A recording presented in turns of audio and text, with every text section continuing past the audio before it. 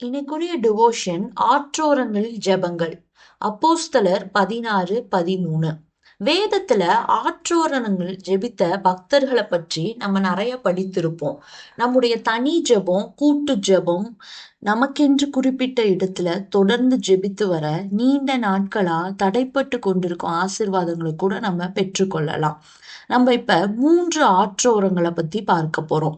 First யாப்போக்கு ஆற்றோரத்துல யாக்கோபு தன் அண்ணனின் ஆசீர்வாதத்தை ஏமாற்றி பெற்றுக்கொண்ட பின் தன் மாமனாகிய லாபான் வீட்டுக்கு அவர் போய் திரளான ஆடு மாடு ஒட்டகங்கள் வேலைக்காரர்கள் பிள்ளைகள் அப்படின்னு பல செல்வங்களை பெற்றிருந்தாரு. தன்னுடைய சொந்த தேசத்திற்கு திரும்பி வர அவர் தீர்மானிக்கிறப்ப தன்னுடைய சகோதரனை வஞ்சித்து அவன் உள்ளத்தில் உறுத்தி கொண்டே இருந்தது. அந்த சொந்த ஊருக்கு திரும்புற வழியில தன்னுடைய சகோதரன் ஏசா 400 பேரோடு வருகிறான் அப்படின்னு அவருக்கு ஒரு இன்ஃபர்மேஷன் கிடைச்ச உடனே எல்லாரையும் அப்புறப்படுத்தி விட்டு யாப்போக்கு ஆற்றுக்கரையில தனித்திருந்து தேவனோடு போராடி ஜெபிக்கிறாரு. இப்போது அவனுக்கு தேவை என்னன்னா, தன் சகோதரனோடு ஒப்புரவாகி சமாதானம் அடையணும். ஆண்டவர் மட்டுமே இந்த சூழல்ல உதவ முடியும் அப்படிங்கறனால விடாப்புடியா யாக்கோபு ஜெபிக்கிறாரு. அதனால அவனுக்கு நம்பிக்கை பிறக்குது. தன் சகோதரனை எதிர்கொண்டு போறாரு. கசப்பு நீங்குது. அவன் எதிர்பார்த்ததை விட ஏசா அவனை மன்னித்து பாசமழை பொழியறாரு. யாக்கோபுக்கு இருந்த கசப்புணர்வு, ஒரு விதமான கில்ட்டி கான்சியஸ் அதோட அடியோடு போயிருது. ரெண்டாவது அகாவா நதியோரம். இது எஸ்ரா 8:21 இதை பத்தி படிக்கிறோம்.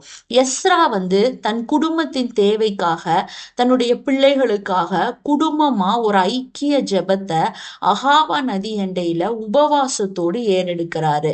தான் குடும்பத்துல ஏற்படும் நெருக்கங்களுக்காக, தேவைகளுக்காக அமைதி சூழல்ல தேவனிடம் போராடுவது ரொம்ப அவசியமா இருக்கு. அது மாதிரியே அன்பானவர்களே, நம்முடைய குடும்ப தேவைகளுக்காக, நம்முடைய பிள்ளைகளுக்காக கருத்தாக ஜெபிக்கிறது ரொம்ப அவசியம். நம்ம குடும்பத்துல உள்ளவங்க பல வழிகள்ல பிரச்சனைக்குரியவங்களா இருக்கலாம். தேவையற்ற பழக்க வழக்கங்களால வேதனைப்படுகிறவர்களா இருக்கலாம்.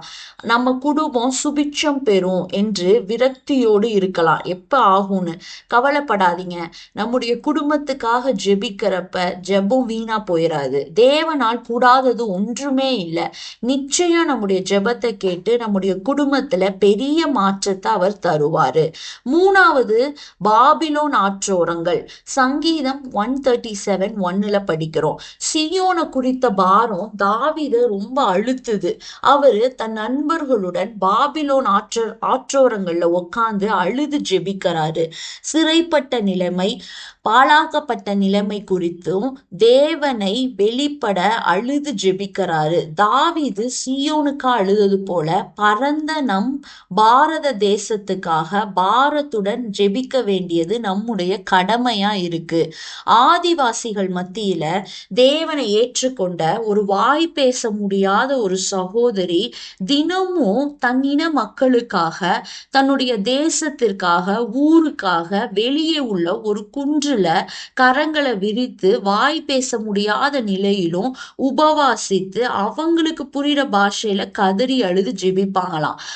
மார்பில் அடித்து கொண்டு தன்னை போன்றவர்களுக்காக அவங்க ஜெபிக்க ஒரு நாள் கூட மறக்கல. தொடர்ந்து ஒரு வாரமாக இப்படி உபவாசித்து ஜெபிக்கிறாங்க. தேவன் அனுக்கிரகம் பண்றாரு. இவங்க இனத்தை சேர்ந்த பலரும் தேவனை ஏற்றுக்கொள்றாங்க. சரீர குறைபாடு உள்ள அந்த சகோதரி அத்தனை கரிசனையா ஜெபித்தா நம்ம எப்படி ஜெபிக்கணும்னு யோசித்து பாருங்க. நாம ஜெபிக்கும் இடம் எதுவாகனாலும் இருக்கலாம். முழு மனதோடு கருத்தாக ஜெபித்தா தேவன் நமக்கு பதில் தருவாரு. அதனால நம்ம ஜெபிப்போம்.